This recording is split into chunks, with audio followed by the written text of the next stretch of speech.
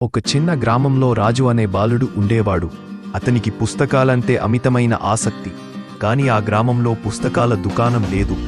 ఒకరోజు గ్రామానికి సుబ్బన్న అనే పెద్దవాడు వచ్చాడు. అతడు చదువుకున్నవాడు, పెద్ద జ్ఞానవంతుడు కూడా. రాజు ఇలా అన్నాడు, అయ్యా, మీరు చాలా పుస్తకాలు చదివారు అంట. నాకు కూడా చదవాలనిపిస్తుంది. మీరు నేర్పుతారా? సుబ్బన్న ఇలా అన్నారు. ఓహో, నీవు చదవాలనుకుంటున్నావా? బాగుంది. కానీ నీకు అవసరమైన గుణాలు ఉన్నాయా?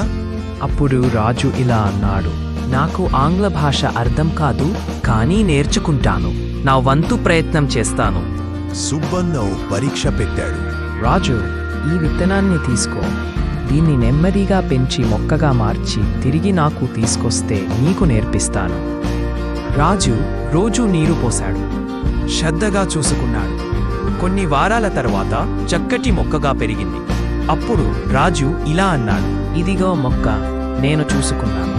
సుబ్బన్న ఆనందంగా, నీవు మొక్కను పెంచిన విధానమే నీ నీతి.